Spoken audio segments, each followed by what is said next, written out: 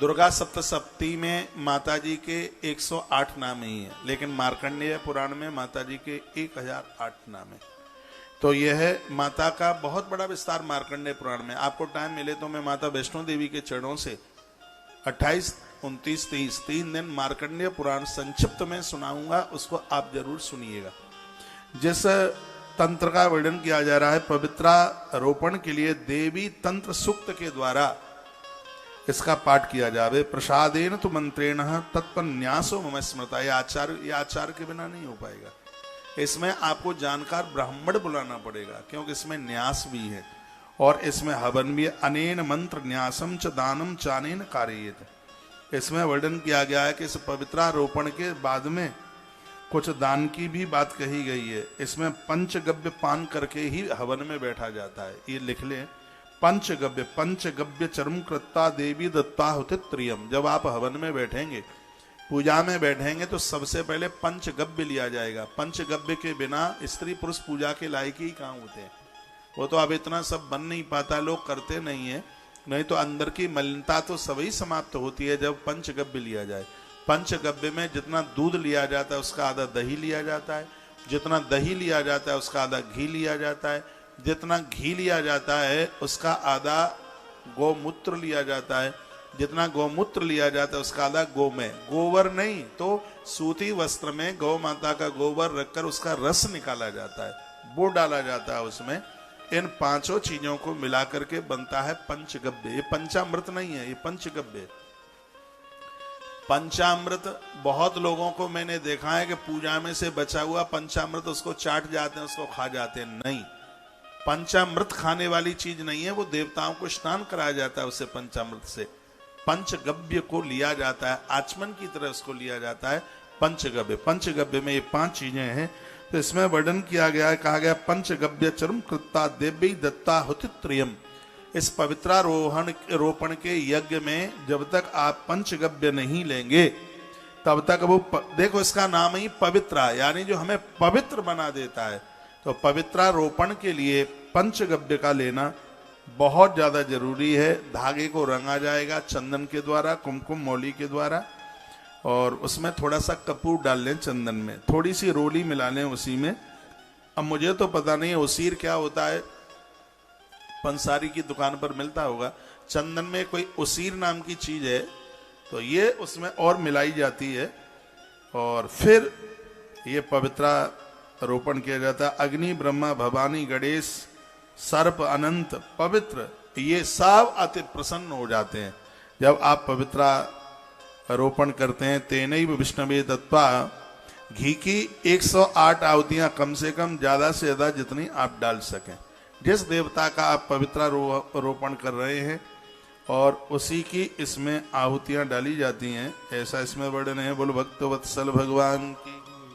अष्टोत्तर शतम दध्यान महादेव्यै च साधक एवमेव विधानेन वैष्णवादीनाम च साधक। आनंद की बात है कि शिव के पुजारी, विष्णु के पुजारी जो भक्त है, सबको पवित्रारोपण करने का अधिकार है। पवित्रारोपणम कुर्यान धर्म कामार्थ सिद्धये। बाद में वो धागा नदी में विसर्जित कर दिया जाता है। जो सूत का जो तैयार किया गया है उसको विसर्जित किया जाता है उसको। देव इसमें अति प्रसन्न होते हैं। पवित्रारोपणम कुर्यान धर्म कामार्थ सिद्धये नैवेद्यई विविधई पेयई बट पेष्टस्तक मोदकई। इसमें जो भगवान का भोग लगाया जाता है, नैवेद्य में पीने वाली चीजें हैं जैसे दूध इत्यादि है। अनेक प्रकार के मोदक प्रदान भगवान को किए जाते हैं। इसमें पंचमेवा का नाम लिखा है। पंचमेवा में लोग मखाने को भी ले लेते हैं, किशमिश को भी ले लेते हैं, गट्टक आता है ना नारियल का, उसको भी ले लेते हैं, चिरौंजी भी ले लेते हैं, कहीं कहीं तो उसमें छुआरा भी ले लेते हैं। और ये पंचमेवा में, अब मुझे पता नहीं है कि बादाम काजू भी आता है कि नहीं आता। और आचार्य जी बता देंगे, मेरे जजमान से ज्यादा मंगाते हैं ना पंचमेवा। काजू आता है उसमें? काजू नहीं आता होगा, देख लो, निर्णय ले लो, काजू आता नहीं होगा। डालने को कुछ भी डाल लो। तो भोग में पंचमेवा, हवन में पंचमेवा बड़ी प्रभावशाली है। यज्ञ में आप नारियल का गटक के टुकड़े उसमें डालें, श्रीवर्धक है। नवरात्रा में तो बहुत ज्यादा विशेष है। फिर लगा कुष्मांडई नारकेले शई खजूर ही पनस तथा आम्रदाड़। देखो इसमें भोग क्या क्या लगता है, सुन लो, ये आपके काम आएंगे ये बातें। वर्णन किया है कि पेठे का भोग लगता है, नारियल की गिदी का भोग लगता है, खजूर कोई भी देवता हो, आम के रस का भोग लगता है, अनार का भोग लगता है, द्राक्षादि कहते हैं अंगूर, अंगूर का भोग लगता है। इन सब चीजों का भोग लगाइएगा। दीप, वस्त्र, आभूषण ये सब समर्पित किए जाते हैं। यहाँ माता रानी के लिए पवित्रारोपण की बात कही गई है। बहुत जगह लोग बलि चढ़ा देते हैं, मांस सामने रख देते हैं, ऐसा कभी भी मत करना, किसी के कहने से भी मत करना। वर्णन किया गया कि जिस दिन आपने पवित्रारोपण किया है उस दिन रात्रि में नृत्य गीत जरूर कराएं। माँ भवानी के सामने नृत्य करें, नाच। लिखा नृत्य गीत ही समुदतो जागरणम कार्य निसह। जो रात्रि को जागरण करते हैं, कीर्तन करते हैं, माँ उनके ऊपर बहुत प्रसन्न हो जाती है। भोजेद ब्राह्मण शापी ज्ञाति ना पे दुजाते भी, ब्राह्मणों को भोजन करावें। इसमें लिखा है कि जिस दिन आप पवित्रारोपण करा रहे हैं तो उसमें आप अपने कुटुंबी जनों को, देखो कुटुंबी जनों को बुलाकर जिमाने से बहुत बड़ी महिमा हमारे ग्रंथों में वर्णित की गई है। आप ब्राह्मणों को जिमा दें, आप महापुरुषों को जिमा दें, बहुत अच्छी बात है। साह कुटुंब भी ऐसे कार्यों में, देव कार्यों में आप अपने खानदानी परिवारी जनों को बुला करके जिमाते हैं, इससे भी देवता अति प्रसन्न होते हैं। पवित्रारोपणे व्रते दक्षिणामुपदामयेत् हिरण्याम गाम तिलघृतम वासो वासाकमेव वा। पवित्रारोपण संपन्न हो जाने पर क्या क्या दान में देना है? सोना, गैया, तिल, वस्त्र और अशोक वृक्ष और पीपल का पेड़ दान में जरूर दीजिएगा। जब आपका ये लिखने लायक बात है। वर्णन है इसमें हिरण्यम गाम तिलघृतम बासो बा साक मेव वा। अशोक वृक्ष, अश्वत्थ, अश्वत्थ कहते हैं पीपल को।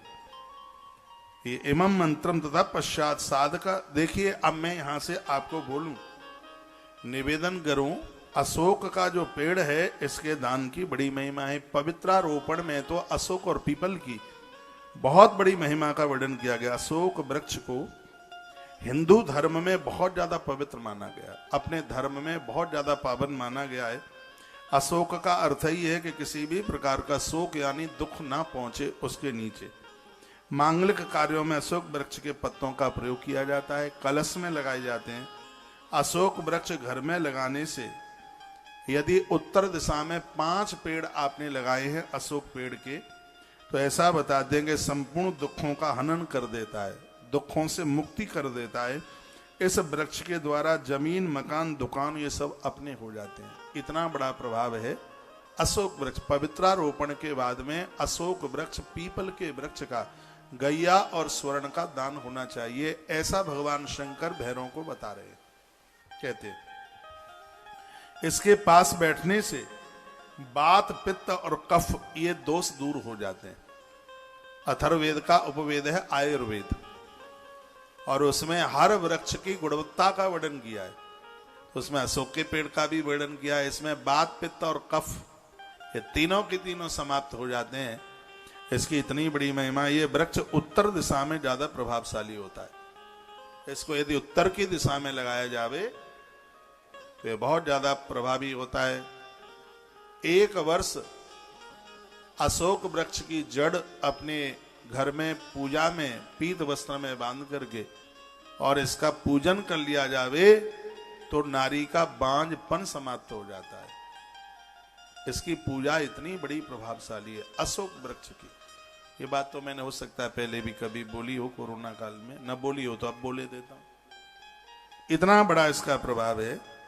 सबसे बड़ी बात है कि इसके सकारात्मक ऊर्जा का संचार इससे होता है। उन घरों में युद्ध नहीं होता, लड़ाई नहीं होती, भाव बदल जाता है। अशोक वृक्ष का सानिध्य, बड़ी इसकी अद्भुत महिमा है। अशोक वृक्ष प्राणों की रक्षा करता है। घर में अशोक वृक्ष होने से घर में सुख शांति, घर में बरकत और किसी की अकाल मृत्यु नहीं होती। यह इसकी महिमा है। अशोक का पेड़ बहुत प्रभावशाली। तो पवित्रारोपण के तत्पश्चात अशोक वृक्ष का दान। समझ में आ रही है बात? दूसरा है पीपल के पेड़ का दान। पीपल की भी बड़ी महिमा है। पीपल तो इतना अद्भुत है कि इसके लिए तो जितने भी शब्द कहे जाएं उतने कम है। पीपल भगवान तो कहते हैं कि वृक्षों में मैं खुद पीपल हूं। स्वयं भगवान ने इस बात को कहा कि वृक्षों में पीपल साक्षात मेरा ही रूप है।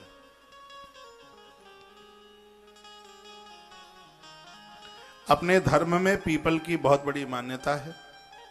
पीपल को पलक्ष अश्वत्थ नाम से भी जाना जाता है। इसको अश्वत्थ क्यों कहते हैं?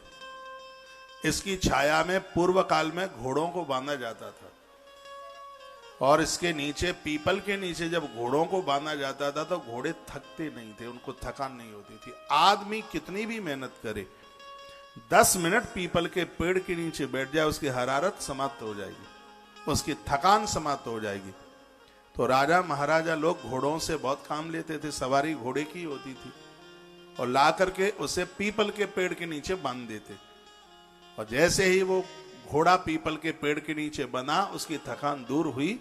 इसलिए अनादि काल में, पूर्व काल में पेड़ को अश्वत्थ के नाम से जाना जाता। इसके नीचे घोड़े बांधे गए, इसलिए इसका नाम अश्वत्थ है। क्या कमाल है, काल का पुराण अद्भुत है। ताली तो बजा दो इस ग्रंथ के लिए। अश्वत्थ नाम इसलिए है इसका। और जीवन का एक बहुत बड़ा दान है वृक्षों में, पीपल और अशोक वृक्ष का दान बहुत बड़ा दान। पीपल को पलक्ष अश्वत्थ नाम से जाना जाता। इसकी छाया में घोड़े शक्तिशाली बनते, उन्हें शक्ति मिलती, उन्हें कमजोरी नहीं व्यापती। पीपल के वृक्ष के नीचे अश्वों को बांधने से घोड़ों के पांव टेढ़े मेढ़े नहीं होते। यदि किसी व्यक्ति को विकलांगता है, उसके पांव मुड़ते हैं, ठीक से चल नहीं पाते, वर्णन है कि उनके हाथों से पीपल के पत्तों को घिसवाइए, थोड़ा पीपल के वृक्ष के नीचे बैठाइए, ये असाध्य रोग समाप्त हो जाएगा। याद रखना, पीपल के पेड़ के नीचे मलमूत्र का विसर्जन नहीं होना चाहिए। ये बहुत पूज्य है। धरती के जितने पेड़ हैं सब में सर्वोच्च पीपल है। ये बात मुझे बड़ी अच्छी लगी है कि पीपल के वृक्ष के नीचे शरीर में सिकुड़ापन है, ऐंठपन है, पैरालाइसिस है, पीपल के वृक्ष के नीचे उनको लिटाने से बिठाने से ये असाध्य रोग को समाप्त कर देता है। ये महिमा पीपल की है। घोड़ों के पांव टेढ़े मेढ़े ना हो, क्योंकि जब वो चलते हैं तो पीपल के पेड़ के नीचे उनको इसलिए भी उनको बांधा जाता था। पीपल के वृक्ष के नीचे बैठने से जीवन में कभी भी लकवा नहीं हो सकता। ये बहुत बड़ी बात। पैरालाइसिस नहीं हो सकता। इसके लिए तो मैंने अभी एक आध दिन पहले वीडियो भी डाली है इंस्टाग्राम पर। पीपल के वृक्ष के नीचे जो व्यक्ति 10-20 मिनट रोज बैठता है, उसको किसी भी प्रकार का साध्य रोग नहीं हो सकता, पैरालाइसिस नहीं हो सकता। यह इसकी बहुत बड़ी महिमा है। मूलता ब्रह्म रूपाय, मूलता ब्रह्म रूपाय मध्यतो विष्णु रूपिणा, अग्रता शिव रूपाय स्वस्थाय नमो नमः। जिसके मूल में ब्रह्मा, मध्य में विष्णु और जिसकी शाखाओं पर ऊपर के भाग में स्वयं महादेव बैठे हुए, ऐसा पीपल देव बहुत वंदनीय है, बहुत प्रणाम के लायक। जो पति और पत्नी शनिवार के दिन 7 परिक्रमा पीपल की कर लेते हैं, आनंद ही आनंद हो जाता है। शनिवार के दिन महात्मा पिपलाद का स्मरण करते हैं पीपल वृक्ष के नीचे बैठकर, उन्हें शनि कभी व्यापता नहीं, शनि उन्हें कभी कष्ट नहीं देता। ये तो शिव महापुराण में लिखा है। स्वयं भगवान महादेव ही पिपलाद बन के आए। इनका नाम पिपलाद इसलिए हुआ, महात्मा पिपलाद महात्मा दधीची के पुत्र थे। दधीची ने अपनी अस्थियां दान स्वरूप दे दी थी। उनकी पत्नी के गर्भ में बच्चा था, वो आत्महत्या करने को चली। देवराज इंद्र ने समझा कि ऐसा मत कीजिए, तो उसने पत्थर से अपनी कोख फाड़ डाली और जिंदे बच्चे को बाहर निकालकर पीपल की जड़ों में रख दिया। वो मौत को प्राप्त हो गई, सती हो गई पति के साथ। बच्चा रुदन कर रहा था, विधाता ब्रह्मा वहां चल कर के आए और पीपल की जड़ों में बच्चा मिला, इसलिए उस बच्चे का नाम पिप्पलाद रख दिया। और ब्रह्मा जी यह वरदान दे के गए थे, जो पीपल वृक्ष के नीचे महात्मा पिप्पलाद का स्मरण करेंगे, शनि की दशा उन्हें कभी भी नहीं व्यापेगी। ये शिव महापुराण में वरदान मिला है। ताली तो बजाना मत आप।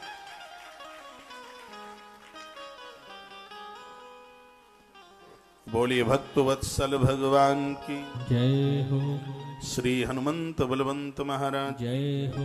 मूलतः ब्रह्म रूपाय मध्यतो विष्णु रूपिणा अग्रता शिव रूपाय अश्वत्थाय नमो नमः। मूल में ब्रह्मा है, मध्य में भगवान विष्णु है, अग्रभाव सबके ऊपर स्वयं भगवान महादेव हैं। उनके पत्तों में संपूर्ण देवी देवता विराजित हैं। ऐसे पीपल देव को, जिसको ग्रंथों में देव वृक्ष के नाम से जाना जाता है, हम उन्हें वंदन प्रणाम करते हैं। स्कंद पुराण में पीपल देव की परिक्रमा के बारे में कुछ लिखा गया है। पीपल की परिक्रमा की जाती है। स्कंद पुराण में इसका बड़ा महात्म्य है। आंवला का महात्म्य है, तुलसी का महात्म्य है, बेल वृक्ष का महात्म्य है, पीपल का महात्म्य है, बरगद का महात्म्य है। जो काल के गाल में से अपने पति को लेकर आ गई थी, महाभारत में कथा आती है, सावित्री, उसने बहुत बट के पेड़ लगाए थे। 2 पेड़ ऐसे हैं जिससे वंश वृद्धि होती है बहुत ज्यादा, जिनके लगाने से। एक है बांस और एक है बरगद। एक बांस जलाया नहीं जाता कभी। ये 2 वृक्ष ऐसे हैं, बहुत जोर से वंश वृद्धि होती है, एक बांस और एक बरगद। तो बरगद के बहुत पेड़ लगाए थे, वो तो महाभारत में भी कथा। देखो ये ग्रंथों को पढ़कर, अब आपने तो ये सोच लिया कि सब किताबें पढ़ना महाराज का ही काम है, हमें तो कोई जरूरत है नहीं। इतना आनंद आता है। आप लोग तो मोबाइलों के चक्कर में पड़ गए हैं, छोड़ते नहीं है। पति छूटे, पत्नी छूटे, बच्चे छूटे, परिवार छूटे, लेकिन भाई साहब मोबाइल ना छूटे। तब पिटर पिटर चुपटर चुप, बस उसी पे लगा रहे। किताबें पढ़िए। कितने घरों में हमने ग्रंथ भेजे, चूहे खा रहे होंगे, धूल जम गई होगी, उन्हें साफ सुथरा करो, उन्हें ये ग्रंथ पढ़ो। ये मैं आपको ये सब सुना रहा हूं, ये किताबों में से ही तो सुना रहा हूं, और कहां से? मेरी खोपरिया में थोड़ी उपज गई हैं सब बातें। ये सब ग्रंथों में ये सब बातें लिखी हुई हैं। देखिए स्कंद पुराण में पीपल परिक्रमा का महत्व लिखा हुआ है।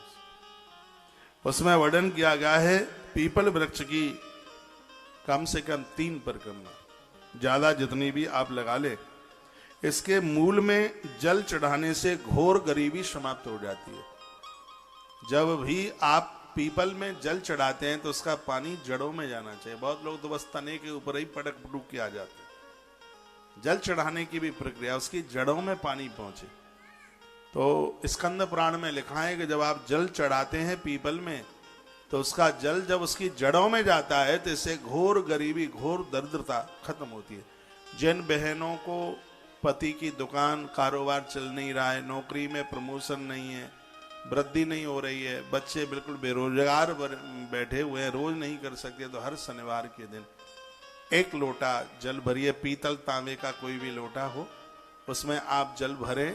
और पीपल की पूजा सुबह के समय में बहुत ज्यादा प्रभावशाली होती है, तो आप उसमें जल चढ़ा करके आ जाइए। मैंने कोरोना काल में बहुत चढ़ाया, जल चढ़ाया। मैंने तो खैर आप लोगों की आरोग्यता के लिए चढ़ाया था कि सब लोग स्वस्थ रहे। उस समय कोरोना बहुत ज्यादा पाम पसार रहा था। उस समय मैं एक बहुत बड़ी श्रद्धा के साथ पीपल की पूजा कर रहा था, तो मैंने पीपल को बहुत जल चढ़ाया है। तो लोगों को सुरक्षा मिली, आश्रम सुरक्षित रहा। तो पीपल की 3 परिक्रमा से लेकर के ज्यादा जितना आप कर सकें, और उसकी जड़ों में जल चढ़ाने से दरिद्रता और दुर्भाग्य का नाश होता है। पीपल के सिर्फ दर्शन मात्र से व्यक्ति दीर्घायु हो जाता है। सिर्फ दर्शन मात्र से, सिर्फ पीपल को देख ले आंख, और जो कहीं रोज पीपल देवता का दर्शन करते हैं, इस कलयुग में भी 100 साल से कम जीवन जी के नहीं जाएगा। इस कलयुग में व्यक्ति की उम्र कम से कम 120 वर्ष है, ऐसा ज्योतिष बोलती है। ये 9 ग्रह हैं, ये 120 साल में अपना चक्कर पूरा करते हैं। यदि कोई जीवन जी ले ठीक से तो 120 साल 100% जी के चला जाएगा। उसकी आयु है इतनी, 120 वर्ष उसकी उम्र है। पूज्य कल्याण देव जी महाराज सुखताल में वो तो 126 साल या 139 साल जीवन जी करके गए हैं। तो पीपल के सिर्फ दर्शन मात्र से व्यक्ति दीर्घायु हो जाता है। पीपल के पत्तों को हाथ में ऐसे घिसने से ना ब्लड प्रेशर नीचे जाता ना ऊपर जाता, इतनी बड़ी औषधि है। पीपल का पत्ता लें, ऐसे उसको हाथ में घिसें, फिर उसको ऐसे चेहरे पर लगाएं, चेहरे में चमक आएगी, ये काला बालापन ये सब हट जाएगा। ये पीपल में इतनी बड़ी एनर्जी, इतनी बड़ी ऊर्जा है।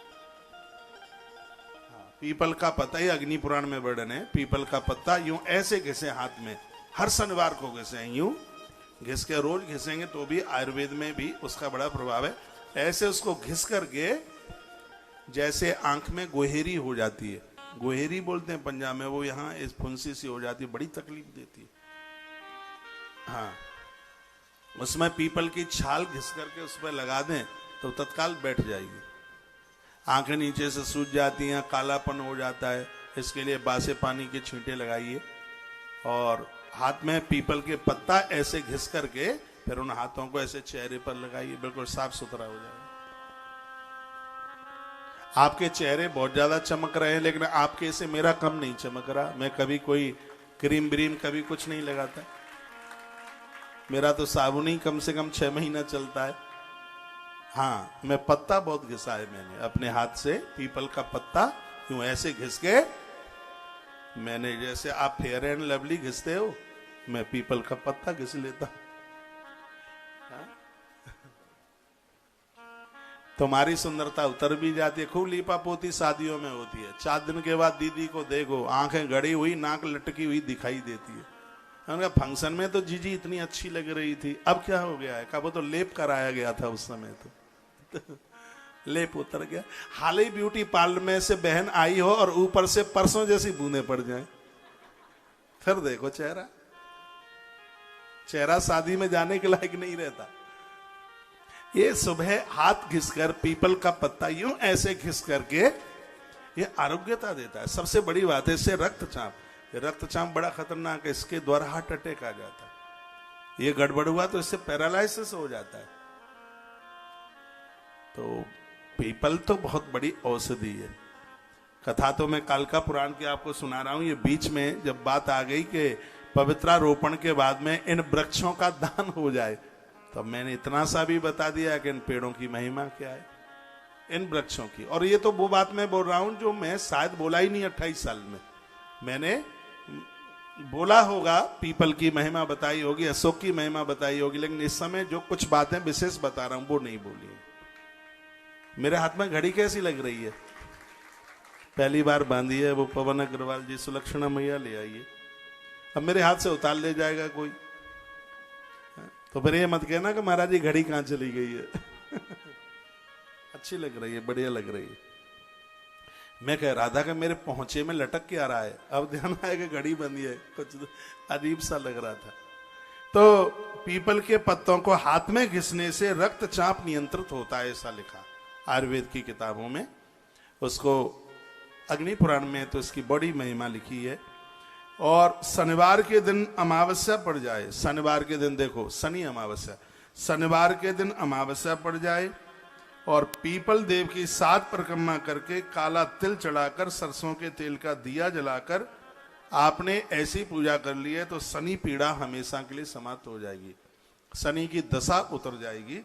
इतना बड़ा प्रभाव है। पीपल वृक्ष के नीचे हनुमान चालीसा का पाठ करने से सभी कष्टों से मुक्ति मिल जाती है, ऐसा संत जन कहते हैं, महापुरुष कहते हैं।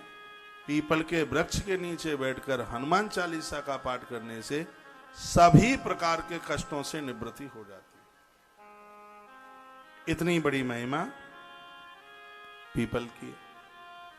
तो यहां वर्णन किया गया है कि भैया जो आप ये पवित्रारोपण आप कर रहे हैं, तो हिरण्यम गाम तिलघृतम बांसो बा अशोकमेव अश्वत्थ, अश्वत्थ अश्वत्थ यानी पीपल, तो इन सब चीजों को दान की बात कही गई। एवं सामस्सरी पूजाम तवास्तु परमेश्वरी ततो विसज्जेद देवी पूजा भी प्रतिपत्त भी। वर्णन किया है कि यदि इस प्रकार से आपने पवित्रारोपण कर लिया है तो पूजा का ये फल पूरा का पूरा साल भर तक इस पूजा का फल प्राप्त होता है। तो पवित्रारोपण की इतनी बड़ी महिमा। कल्पकोटि शतम यावत् देवी गृहे वसिन्नर तत्रापि सुख सौभाग्य संबधीर तुलाम भवेत्। इस पूजा का अनुष्ठान करने वाला साधक 100 करोड़ वर्षों तक उसके घर में मां भगवती जगदम्बा वास करती है। स्पष्ट वर्णन है, कल्प कोटि शतम यावत् देवी गेहे वसिन्नर। 100 करोड़ साल तक वो जब जब जन्म लेगा धरती पर मां भगवती जगदम्बा उसके घर को नहीं छोड़ेगी। ये इसकी महिमा है। ये श्लोक नंबर है 95। मृत्यु के बाद में वो मां भगवती के चरणों में रहता है, वहां उसे अतुल सुख सौभाग्य तथा समृद्धि की प्राप्ति होती है। काल का पुराण को सब एक खरीद लेना। अब हो सकता है कि बाजार में मेरा वाला ना मिले, तो पूरा है संस्कृत में, बाजार में तो संक्षिप्त वाला मिलता है। हाँ, ये ज्यादा आपकी समझ में आएगा नहीं क्योंकि इसमें संस्कृत भरी पड़ी है। गीता प्रेस ने यदि निकाला हो तो देख लेना उसको। तो काल का पुराण नवरात्रा में पढ़ना, अष्टमी को पढ़ना, महिमा है इसकी। तो ये आप सुन रहे हैं पवित्रारोपण के बारे में, माता कामाख्या का महिमा, माता कामाख्या की महिमा जो आप सुन रहे हैं व्यासपीठ के माध्यम से, वह भी अपनी आप में बड़ी अद्भुत है। जो आप ये पूजा करते हैं मां की, उसकी महिमा का वर्णन किया गया है। योनि मुद्राम प्रदर्श्याद निर्माल्यम दिशशूलिनः चंडे सूर्यम नमयति निक्षिप। देखिए, मैंने पूर्व में भी बोला है, इतना बड़ा अपराध होता है, भगवान को माला पहना देते हैं और माला के ऊपर ही सुला देते हैं, निर्माल्य उतारते नहीं। और निर्माल्य दूसरे दिन नहीं, रात्रि को देवताओं को शयन कराते समय निर्माल्य उतारा जाता है। चाहे साले राम के ऊपर आपने फूल पत्तियां चढ़ाई हैं और चाहे आपने भगवान महादेव को बेलपत्र चढ़ाए हैं। यह वर्णन कर कि बताया गया है कि उसका निर्माल्य उसका उतारे। तो वर्णन किया गया है कि जो आप माँ की पूजा के बारे में आप सुन रहे हैं ना, ये नवरात्र आप कर रहे हैं, लिखा है गवा कोटि प्रदाना तु यत फलम जायते नृणाम। ये लिख लीजिएगा, 56 नंबर का ये श्लोक है। जो आप ये पूजा भगवान की देवी देवताओं की करते हैं, आप नवरात्रा कर रहे हैं, इसका फल आपको 1 करोड़ गौदान के बराबर आपको इसका फल प्राप्त होता है। ये बात तो हम जैसा ही आदमी आपको बता पाएगा। और आप क्या खा खा के रात को बोरा भरा और सुबह खाली कर दिया, क्या है ये? 6 महीने के बाद नवरात्रा आती है, इस नवरात्रा को कर लो। बड़े बड़भागी भाग्यशाली हैं जिन्होंने इस वर्ष नवरात्रा कर लिए। तुम सब सुन लो ये बात। जो नवरात्रा का व्रत करते हैं, उपवास करते हैं, अनुष्ठान करते हैं, उनको उनके जीवन में 1 करोड़ गाय का गोदान करने का फल प्राप्त होता है। कोई मेरी बात काट के तो बताए, इस ग्रंथ में लिखा है, ये लिखा है इसमें, ये लिखा है इसमें। इतनी बड़ी महिमा नवरात्रा की है। गवाम कोटि प्रदाना तु यत फलम जायते नृणाम। उसको सीधे 1 करोड़ गाय का गोदान करने का फल प्राप्त होता है। इतनी बड़ी महिमा है। तत्फलम समाप्नोति कामाख्याम पूजे नरः। इसमें अद्भुत ढंग से वर्णन किया गया है। नवरात्रा की इतनी बड़ी महिमा है। आपने कामाख्या की पूजन की महिमा सुनी, लेकिन इसमें यह वर्णन किया गया है कि जो नवरात्रा का व्रत करते हैं, कामाख्या ना पहुंचने पर उनको पर डे माता कामाख्या के दर्शन करने का फल प्राप्त होता है। मां कामाख्या के पूजन का फल प्राप्त होता है जिसने नवरात्रा में अन्न छोड़ा। ये श्लोक मुझे बहुत अच्छा लग रहा है, इसमें नोट कर लेना, ध्यान में रखना। एक बार फिर रिपीट करूंगा, तत्फलम सब मापनोति लिखा है। 1 करोड़ गैया का गोदान करने का तो फल प्राप्त होता ही है, लेकिन जो लोग नवरात्रा में अन्न नहीं लेते, उपवास करते हैं, व्रत करते हैं, पूजा करते हैं, उनको हर रोज कामाख्या मां के दर्शन करने का फल प्राप्त होता है। इतना बड़ा महत्व ये नवरात्रा का है। प्राण जाएं चले जाएं, कल जाएं आज ही चले जाएं, लेकिन नवरात्रा का व्रत जरूर कीजिए। इसकी महिमा इतनी है, मैंने महिमा पढ़ ली इसलिए जोर दे रहा हूं। और मुझे स्वार्थ क्या है, आप अन्न खाएं कि ना खाएं, मुझे क्या लेना देना है। लेकिन बस बात यह है कि जो आपको पता नहीं है, ईश्वर ने मुझे इसलिए भेजा है कि जिनको जो पता नहीं है, बेटा तू उनको बताता जा। तो मैं अपना काम पूरा कर रहा हूं, मानना ना मानना है तो आपकी बात है। ये बात मुझे इतनी बढ़िया लगी है, जो नवरात्रा का व्रत करते हैं उन्हें हर रोज मां कामाख्या के दर्शन का फल प्राप्त होता है, मां को पूजा करने का फल उन्हें प्राप्त होता है। इतनी बड़ी महिमा नवरात्रा की, इतना बड़ा महात्म्य है नवरात्रा का। गवाम कोटि प्रधाना तो यत् फलम जायते नृणाम। और ये और याद रख लीजिएगा, ये और सोच लीजिएगा, व्रत करने से, उपवास करने से असाध्य रोग, असाध्य बीमारियां नहीं रहती, क्योंकि अन्न में तो बहुत दोष हैं। जय श्री राधे। शर्मा जी कैसे हैं आप? बैठो, लेट आए, बाहर थे, आओ ऐसे आ जाओ।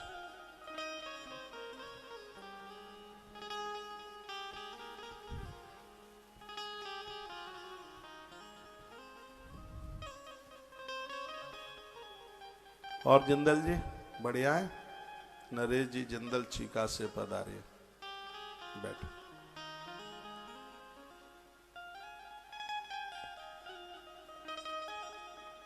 गवाम कोटि प्रधाना तु यत् फलम जायते नृणाम। नवरात्रा करने वालों को 1 करोड़ गाय का गोदान करने का फल मिलता है। तत्फलम समाप्नोति कामाख्याम पूजे नरः। जो नवरात्रा का व्रत करते हैं उन्हें मां भगवती जगदम्बा कामाख्या मां के प्रतिदिन दर्शन और उसके पूजन का फल प्राप्त होता है। ये नवरात्रा की महिमा है। 10 पूर्वान 10 परान वंशानो धृत पापता। जो नवरात्रा का व्रत करते हैं उनके 10 जन्म पहले के और 10 जन्म आगे के, 10 जन्म आगे भी उनसे कोई अपराध नहीं होगा। इसमें वर्णन है कि जो नवरात्रा का व्रत करते हैं उनके 10 पूर्व के और 10 बाद के, इतने उनके पूर्वज और आने वाले वंशधर भगवान के चरणों में आनंद प्राप्त करते हैं। और एक पीढ़ी स्वयं की, ऐसे 21 पीढ़ियां, एक खुद की स्वयं की और 10 आगे की और 10 पीछे की, तो 20 और 1 21। इतनी बड़ी महिमा। वह पापों से अपनी 10 पूर्व की और 10 आगे की पीढ़ी का उद्धार कर देता है। कोटि गोदान का फल उसे प्राप्त हो जाता है,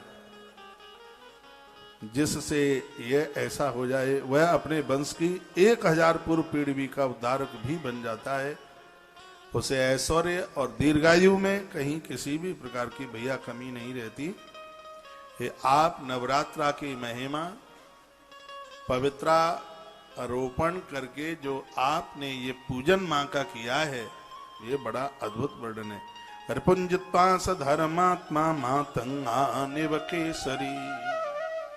जिस प्रकार से केसरी नाम है सिंह का, जैसे शेर हाथी को परास्त कर देता है, उसी प्रकार से तुम्हारे पुण्य पापों को परास्त कर देते। तुम्हारे पुण्य हो जाते हैं सिंह की तरह और पाप हो जाते हैं हाथी की तरह। जैसे शेर हाथी की एक नहीं चलने देता, उसको समाप्त कर देता है, उसी प्रकार से तुम्हारे पुण्य भी पापों को ऐसे ही समाप्त कर देते हैं। इस महिमा का वर्णन किया गया है। चिरायु पुत्र पौत्रश्चा। देखिए नवरात्रा आप कर रहे हैं, ऐसे उम्र चिरायु पुत्र, बच्चों को, बच्चों के बच्चों को लंबी आयु मिलती है। और ये जीवन का बहुत बड़ा दुर्भाग्य है। ये कोई बहुत बड़ा पाप होता है कि बाप के आगे पुत्र की मृत्यु हो जाए। ये बहुत बड़ा अपराध है कि सास के आगे बहू की मांग का सिंदूर उड़ जाए। ये अपराध ही है कोई। लेकिन यहां इस ग्रंथ में वर्णन किया गया है, चिरायु पुत्र पौत्रैश विवशैव समन्वितः। जो माँ भगवती जगदम्बा की नवरात्रा व्रत करते हैं, उपवास करते हैं, उनके बच्चे, बच्चों के बच्चे, ये सब लंबी आयु को प्राप्त होते हैं।